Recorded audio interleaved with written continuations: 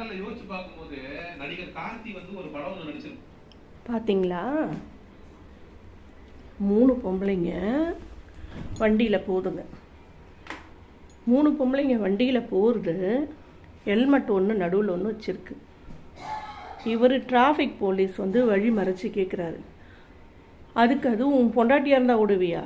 ஆனாவுன்னா பொண்டாட்டியாக இருக்க தான் ஆசைப்படுறாளுங்க இந்த தாவைக்கால இருக்கிற தரங்கிட்ட பொம்பளைங்க. சரியா? பாருங்க, நான் பாடின்னு இருந்தேன், ஆனால் என்னால் முடியல. இந்த மாதிரி பொறுக்கி பொம்பளைங்க பண்ணுறதெல்லாம் பார்த்து எரிச்சலாக இருக்குது. நான் என்ன சொல்கிறேன், இந்த டிராஃபிக் போலீஸுக்கு அறிவில்லை, அவனை என்ன பண்ணிடுவாங்க? ஏன் தாவே கலக்கிற விஜய் வந்து இந்த ஆளை வந்து எதை பண்ணிடுவானா? வண்டியில் இருக்கிற சாவியை பிடுங்கி வச்சுட்டு போலீஸ்க்கும் வீட்டுக்கும் ஆளையே விட்டுப்பார், கோர்ட்டில் கேஸை போடு. 3 பேர் வந்ததும் இல்லாமல் ஹெல்மெட்டை போடுறதும் இல்லாமல் என்ன தப்பாக பேசுகிறாங்க தரங்குறவான்னு சொல்லிட்டு இவன் சொல்ல வேண்டியது தானே. ஒரு ஒன்றுமே இல்லாமல் பாவம் ஒரு அம்மா புள்ள போயிருக்கு வண்டியில், அது போது ஹெல்மெட் இல்லைன்னு ஒரு ஆள் பிடிச்சி கட்டி வச்சு அவ்வளோ அடித்து அவ்வளோ அவமானப்படுத்தான். இந்த பொம்பளைங்களை ஏன் விட்டான்?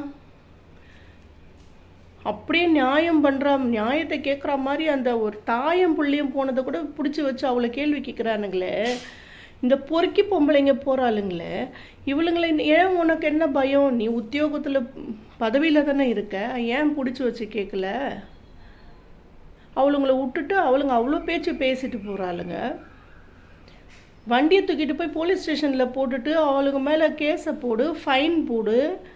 உனக்கு உனக்கு அந்த இது தகுதி இருக்குல்ல, உன்னால் பண்ண முடியும்ல.